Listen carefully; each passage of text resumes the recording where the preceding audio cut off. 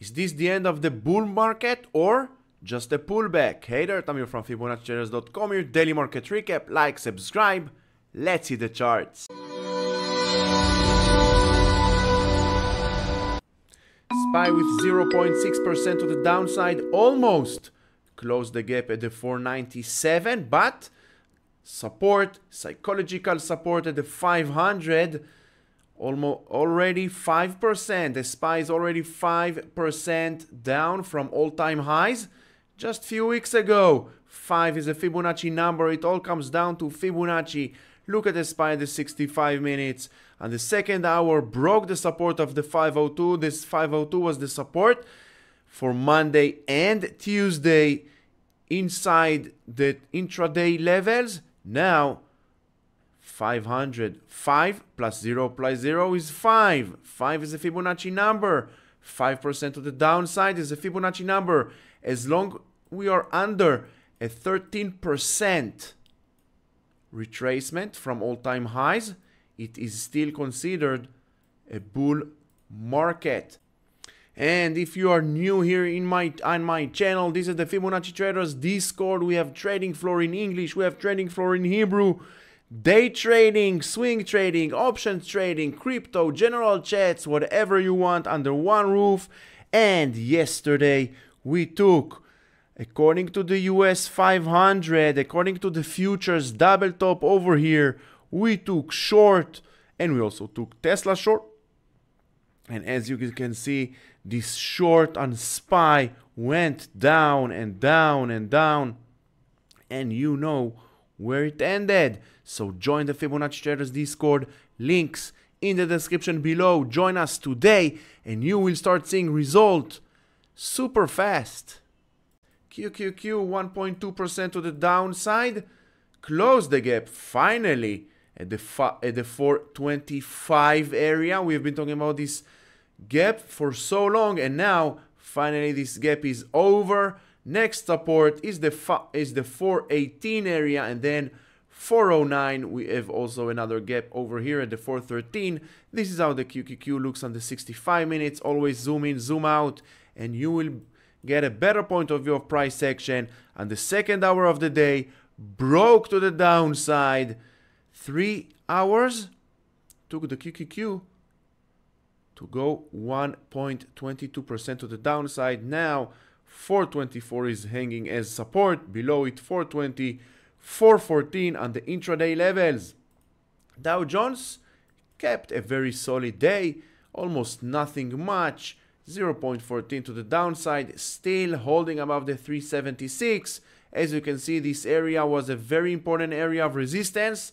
Now from resistance to support, breaking below, and we will see 370 and 362 to the downside. As you can see on the Dow Jones, since beginning of this week, Dow Jones just moving sideways between the 376 and the 380, below the yellow zone on the 65 minutes. IWM another 1.06% to the downside. Overall, we have this double top scenario. We've been talking about this double top scenario since beginning of April, and here we are, double top scenario all the way. 193 now is the support, below it 187. This is how IWM looking at the 65 minutes since last Wednesday. Gap to the downside, and since then just flashing down.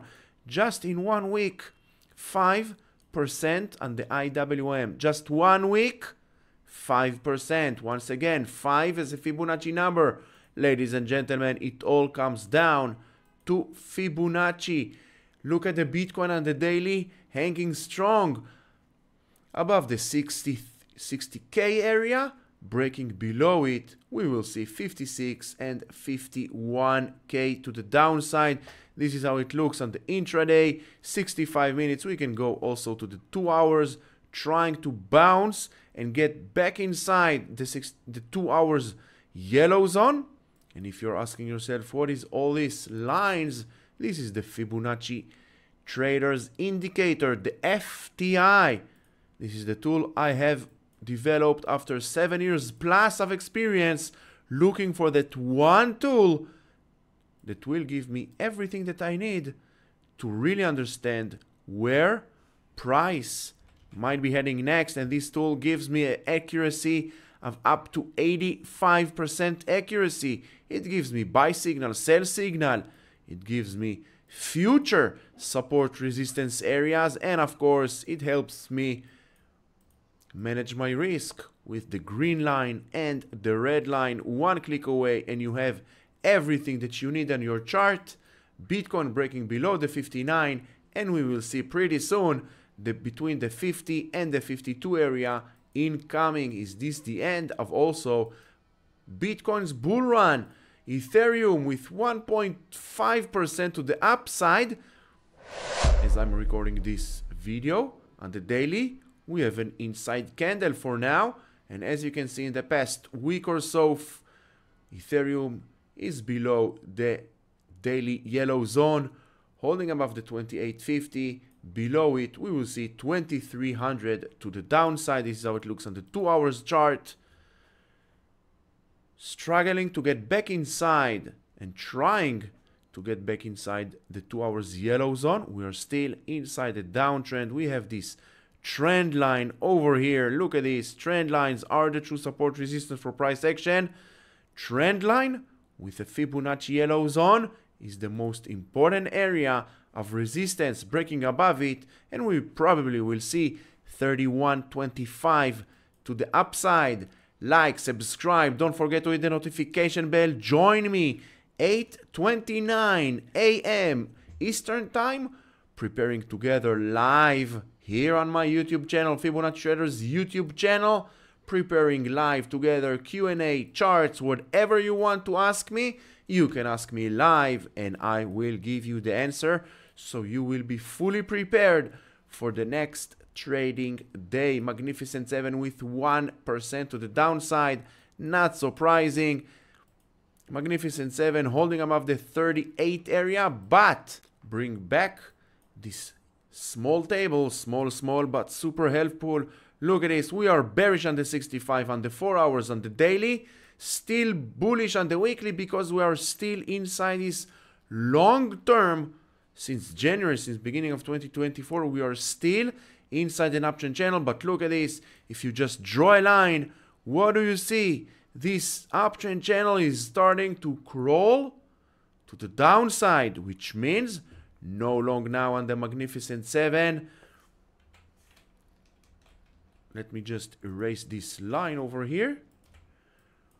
Starting to crawl down below the 38. We will see 37, and in my opinion, the 37.25 will not hold, and we will see the 36.40 gap getting filled. And look at this. The FTI also helps you identify gaps. We have a gap over here. We have a gap over here. 85% chance this gap will get filled, and also this gap will get filled. SOXX, the semiconductors ETF. What do you see? Downtrend since beginning of March. 1 month, 6 weeks already of a downtrend channel, bearish on all time frames except the weekly, but same as the Magnificent 7, this uptrend channel, this uptrend is starting to crawl and curve to the downside. 210 is holding. Below it, you have this gap over here, and the 204 is next. Gold, sideways move, holding nice above the yellow zone. Long continuation above the 23.73, and you will see 24.31 to the upside. Dollar index starting to cool off. Now the 105.80 is holding support. Below it, we will see back the yellow zone as support. Natural gas 2.2% to the upside, but overall sideways move on the natural gas. Look at this. Super tight price action between the 167 and the 186. Very tight price action in the past 2-3 weeks. Crude oil starting to fall back down. Now the 82 area is the support. Below it, 80. And then all this red support to future price action. XLF 0.25%. Look at this. XLF since end of March 6.3% in just 3 weeks to the downside. This table over here tells us no long, no bulls at sight on the XLF, bearish on all time frames, breaking below yesterday lows, and we will see 38.80 and 37.87. We have a slight gap over here that needs to get filled, and the FTI with one click away helps us to get everything that we need for future price action. Apple back, retesting the 167 area.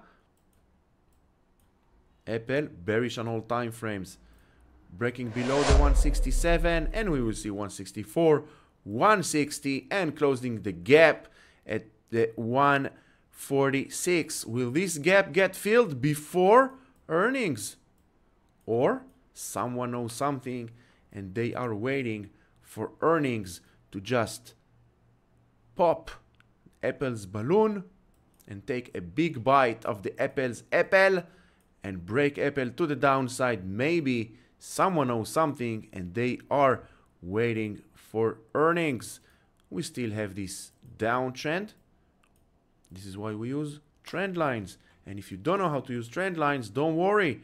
The FTI gives you also trend lines. Look at this. We are inside a downtrend channel, bearish on all time frames, and this channel takes us to 164, 160, all these levels all the way to the 148 and closing the gap at the 147. So just put the FTI on your chart. One click away, the FTI is on your chart, and you will start seeing things you never saw before. AMD 5.8% to the downside. AMD is done with this bull market. AMD is going to fill the gap at the 148, and then we will see 133. AMD still have time, 2 weeks or so until AMD's earnings.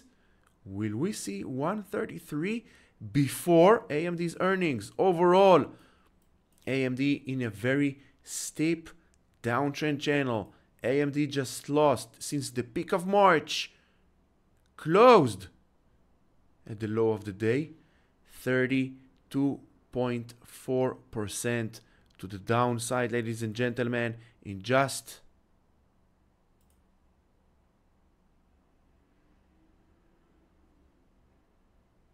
40 days. 32.2% AMD lost. Nvidia 3.9% to the downside, breaking below this massive uptrend channel. This uptrend channel is broken. Now we have bearish signals on all time frames except the weekly. Why the weekly is still bullish? Because one daily candle, even 2-3 daily candles, does not change the overall sentiment, and by sentiment I mean the overall trend is still uptrend on the monthly, but breaking below the 830, and we will see 745, and then this gap at the 693 area once we will close. And if Nvidia will close below the week below the 830, the bullish on the weekly will turn red into bearish. Meta 1.2% to the downside, but still holding inside this uptrend channel. This is why we are still bullish on the weekly, but on all time frames, all the rest of the swing time frames, we are bearish. No long on Meta. Next support is the 481, and then this gap at the 470 will get filled, and you have all the future support for price action on Meta. Tesla, just another Wednesday on Tesla, 1.1% to the downside. Tesla super bearish inside this massive downtrend channel. We want this gap at the 145, 146 getting filled. Tuesday, next Tuesday, Tesla earnings. Let me know in the comments below. Can we finally get this gap filled before earnings? So after earnings, we can pop to the upside. Microsoft, relative strength on Microsoft, hanging strong. Bulls are hanging barely inside the uptrend channel. This is why we're still bullish on the weekly.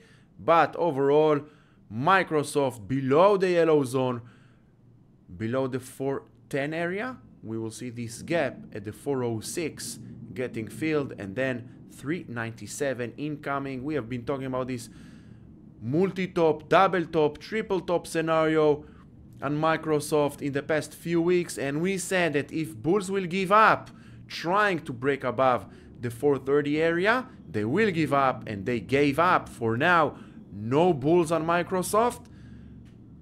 In my opinion, this gap needs to get filled. MSTR 5.3% to the downside, breaking this uptrend channel. The double top scenario, as we have been talking about in the past few weeks or so, is getting validated each and every day that goes by, and we are on our way to close the gap at the 902. Google, the only green one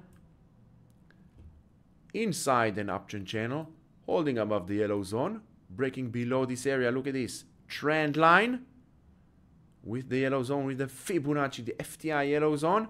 Very, very important area of support. It was resistance, now becomes support. 2 consecutive dojis. Google is trying to hold the market on its shoulders by its own. Will it succeed? Breaking below, and we will see 140, 151, and then 146. Google have this major gap at the 143. Remember, more than 85% of all gaps will get filled. It's not a matter of if, it's a matter of when.